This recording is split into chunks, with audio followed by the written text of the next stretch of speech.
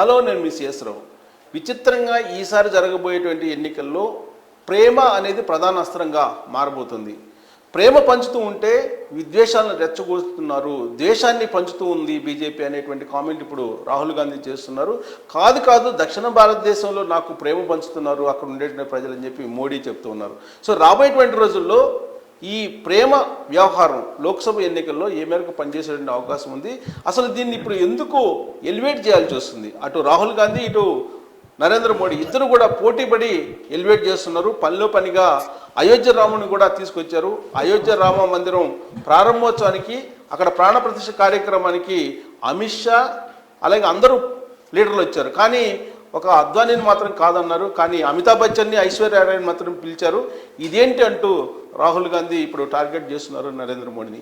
అసలు ఏంటి ఈ ప్రేమ వ్యవహారం ఏంటి, ఏ సందర్భంలో ఇలాంటి వ్యాఖ్యలు వాళ్ళు చేయాల్సి వచ్చిందనే దాని మీద మరింత వివరాలు అందించడానికి ప్రస్తుతం ఢిల్లీ నుంచి మా న్యూస్ ఎడిటర్ రవి లైవ్లో సిద్ధంగా ఉన్నారు. Ravi, good evening. Good evening sir. So ప్రేమాయణం, ఇప్పుడు ప్రేమ అనేటువంటి ఒక అస్త్రాన్ని బయటికి తీస్తున్నారు రాజకీయ పార్టీలు, ప్రధానంగా జాతీయ పార్టీలు, కాంగ్రెస్ పార్టీ అలాగే బీజేపీ కూడా. అటు రాహుల్ గాంధీ, ఇటు నరేంద్ర మోడీ. ప్రతి దానికి కూడా ఒక లాజిక్ ఉంటుంది. వీళ్ళు ఆ మాట చెప్పడానికి ఉన్నటువంటి లాజిక్ ఏంటి సార్? ప్రధానంగా ఇక్కడ ఎన్నికల దగ్గర పడే కొద్దీ వాద ప్రత్యేకవాదాలు బాగా ఎక్కువైపోయినాయి. సో ప్రధానంగా ఇప్పుడు రాబోయే రోజుల్లో మూడోసారి ఎట్లయినా సరే ప్రధానిగా ఎన్నికవ్వాలని మోదీ ప్రయత్నిస్తున్నారు. అందులో భాగంగానే ఈసారి ఖచ్చితంగా బీజేపీ స్వచ్ఛందంగా సొంతంగానే 403 సీట్లు గెలవాలనే తాపత్రయంతో మోడీ మందికి మొన్న బీజేపీ జాతీయ కార్యవర్గ సమావేశంలో కూడా ఇదే అంశంపై తీర్మానం కూడా చేశారు. అయితే మోదీకి మొదటి నుంచి ఉత్తరాది రాష్ట్రాల్లో మంచి పట్టున్నా కానీ అయితే మోదీకి మొదటి నుంచి దక్షిణాది రాష్ట్రాల మీద అంతగా పట్టలేదు. మోదీ అంటే ఇన్ ద సెన్స్ ఆఫ్ బీజేపీకి దక్షిణాది రాష్ట్రాల్లో గతంలో కర్ణాటక రాష్ట్రంలో అధికారంలో ఉంది, కానీ ఇప్పుడు ఆ పరిస్థితి కనపట్లేదు. ఇప్పుడు తెలంగాణలో కాంగ్రెస్ పార్టీ వచ్చేసింది, కర్ణాటకలో కాంగ్రెస్ పార్టీ వచ్చింది, అటు కేరళలో పినరాయి విజయ్ గవర్నమెంట్, తమిళనాడులో డిఎంకే ఉంది, ఆంధ్రాలో బీజేపీ ఉంది.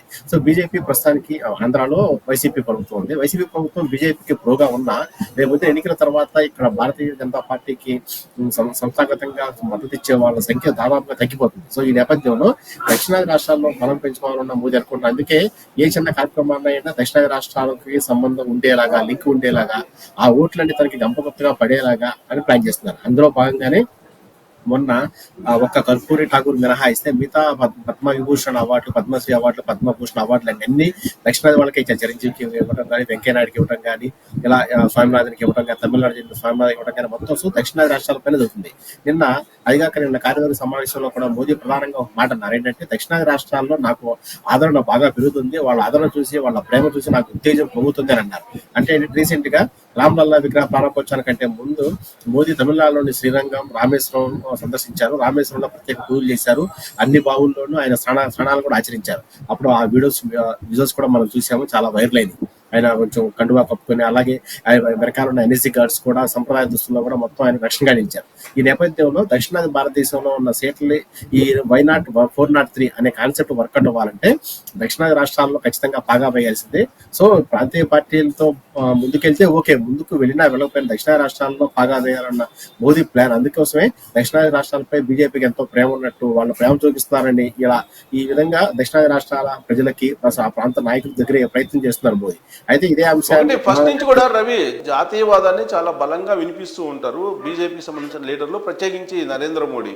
కానీ ఎప్పుడూ లేనిది దక్షిణ భారతదేశం అనేటువంటి దాన్ని పదే ఇప్పుడు ఉపయోగించడం, అది కూడా బీజేపీ కార్యవర్గ సమావేశాలు ముగిసిన తర్వాత ఆయన మాట్లాడుతూ ఈయన చేసినటువంటి ప్రసంగం ఇది. దక్షిణాది రాష్ట్రాలకు వెళ్ళినప్పుడు, శ్రీరంగం వెళ్ళినప్పుడు, లేదంటే రామేశ్వరం వెళ్ళినప్పుడు అక్కడ ఉండేటువంటి ప్రజలు తన మీద కురిపించినటువంటి ప్రేమ, అభిమానం మరువలేనిది అని చెప్పి చెప్తూ ఉన్నారు. అంటే ఎప్పుడు లేనిది ఇప్పుడు దక్షిణ భారతదేశం అనేటువంటి కాన్సెప్ట్ని తీశారు అని అంటే బీజేపీ రాష్ట్ర కార్యవర్గ సమావేశాల్లో దక్షిణ భారతదేశం, ఉత్తర భారతదేశం అనేటువంటి ఒక డీవియేషన్ ఈసారి ఎన్నికల్లో దెబ్బతీస్తుంది అనేటువంటి సంకేతాలు వచ్చిన కారణంగానే ఆయన ఈ పందాన్ని ఎంచుకున్నారా?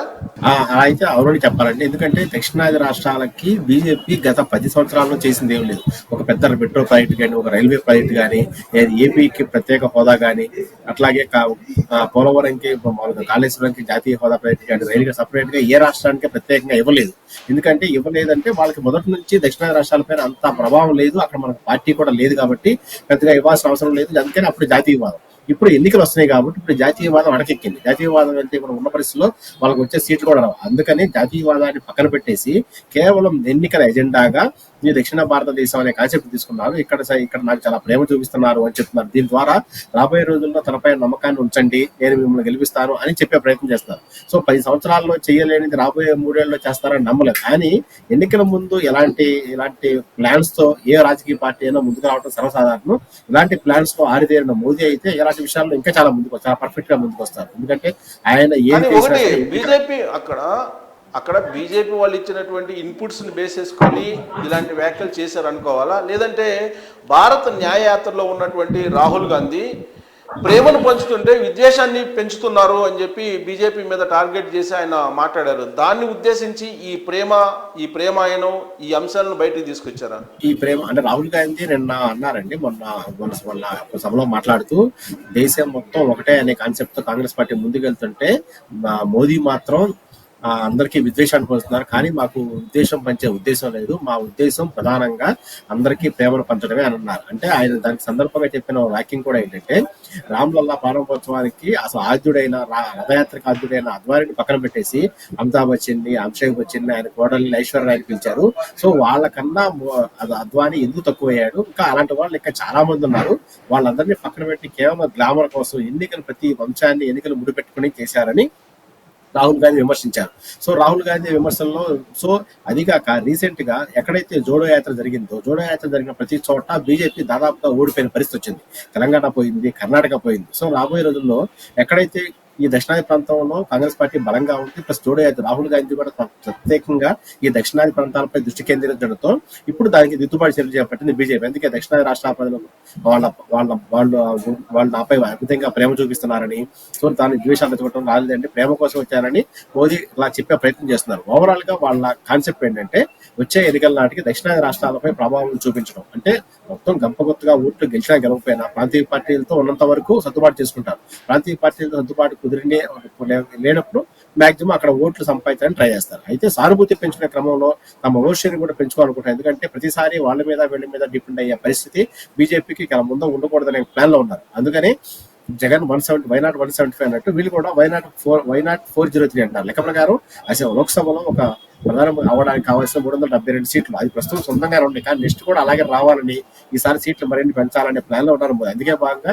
ఈ దక్షిణాది మీద ప్రేమ కురిపించే ప్లాన్స్ అన్నమాట ఇవన్నీ. ఒకటేంటంటే గతం నుంచి 2014 నుంచి ఇప్పటి వరకు కనుక చూస్తే అప్రకటిత ఎమర్జెన్సీ వస్తుంది, నరేంద్ర మోడీ ప్రధానమంత్రి అయితే అప్పటి నుంచి ఇప్పటి వరకు వినిపిస్తుంది.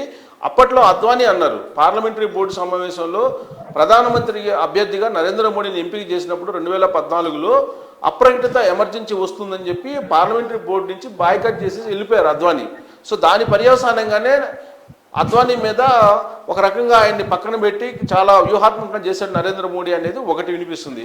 అయితే ఇప్పుడు అప్రకటిత ఎమర్జెన్సీ తరహాలో ఇప్పుడు భారతదేశం ఉందని చెప్పేటువంటి ప్రయత్నం రాహుల్ గాంధీ చేస్తున్నారు. మణిపూర్ సంఘటన కానీ ఆ తర్వాత దేశంలో జరిగినటువంటి అనేక ఇన్సిడెంట్ని బేస్ చేసుకుని దాని కారణంగానే మేము ప్రేమను పంచుతున్నాం, విద్వేషాలను పెంచుతున్నారు నరేంద్ర మోడీ అనేటువంటి యాంగిల్లో ఆయన పెద్ద స్లోగాన్ని తీసుకెళ్తున్నాడు.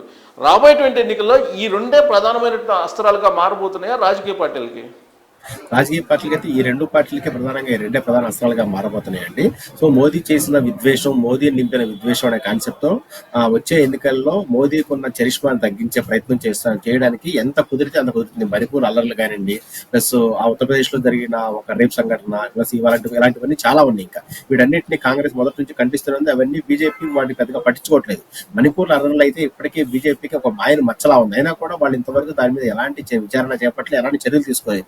ఇదే అంశాన్ని ప్రజల్లోకి బలంగా తీసుకెళ్లాలి, అందుకే ఈ విద్వేషాలు రెచ్చగొడుతున్నారు అంటున్నారు. అయితే మోదీకి ఇలాంటివి ఎన్నికల ముందు, ప్లస్ రైతుల సమ్మె కానీ ఇలాంటివన్నీ ఎలక్షన్ ముందు వస్తూ ఉంటాయి. కానీ వీటన్నిటిని అలాగే వాటన్నింటినీ తను చేపట్టిన అభివృద్ధి కార్యక్రమాలతో చెక్ పెట్టాలని చూస్తున్నారు. అంటే ఆర్టికల్ 370 రద్దు కానీ, తలాక్ రద్దు కానీ, ప్లస్ కొన్ని సంఘటనలు ఉన్నాయి, ప్లస్ జమ్మూ కాశ్మీర్ స్వయం ప్రతిపత్తి కానీ, ఇలా కొన్ని అంశాలు ఉన్నాయి. అన్ని అంశాలన్నింటికి రామల్ల అంటే 500 హిందువుల యొక్క 500 ఏళ్ల కళ అయోధ్యలో రామ మందిరం నిర్మించడానికి, ఇలాంటివన్నీ సో తాము చేస్తున్నాం కాబట్టి తమపై ప్రేమ పెరిగింది, మేము విద్వేషం నింపడం లేదని భారతీయ జనతా పార్టీ అంటుంది. సో ఓవరాల్ గా ఇద్దరు నేతలు కలిసినట్టే ఇద్దరు నేతల వాళ్ళ టార్గెట్లు కానీ వాళ్ళ వ్యాఖ్యలు ఏవైనా సరే ఎటు చూసినా సరే వాళ్ళ మెయిన్ ఎజెండా మాత్రం రాబోయే ఎన్నికలే. Right, thank you very much Ravi, ఉన్నటువంటి సిచ్యువేషన్ తెలియజేసినందుకు. సో రాబోయేటువంటి ఎన్నికల్లో అటు రాహుల్ గాంధీ ఇటు నరేంద్ర మోడీ ఇద్దరు చెప్తున్నటువంటి మాటల ప్రకారం ప్రేమ విద్వేషం వీటిని ప్రతి వేదిక మీద ఈసారి వినిపించేటువంటి అవకాశం కనిపిస్తుంది. అందుకే నరేంద్ర మోడీ ఒక్క అవినీతి మరక కూడా లేకుండా నేను రాజకీయంగా ఎదుగుతూ వచ్చాను, పరిపాలన సాగిస్తూ వస్తున్నాను అని చెప్పి ఆయన బీజేపీ కార్యవర్గ సమావేశంలో చెప్పడం జరిగింది. దక్షిణ భారతదేశం ప్రజల యొక్క ప్రేమ ఎలా ఉంది అని చెప్పి ఆయన చెప్పే ప్రయత్నం చేశారంటే ఇండైరెక్ట్గా దక్షిణ భారతదేశంలో ఆయన మీద ఆదరణ లేదు, ప్రేమ లేదు అనేటువంటి సంకేతాలను అందుకొని అలాంటి వ్యాఖ్యలు చేసి ఉంటారు. సో రాబోయేటువంటి రోజుల్లో ప్రేమ విద్వేషం ఈ రెండింటి మధ్యనే ఒక పెద్ద చర్చ జరిగేటువంటి అవకాశం ఉంది. అవే ఎన్నికల అస్త్రాలు కూడా మారేటువంటి ఛాన్సెస్ ఉన్నాయి.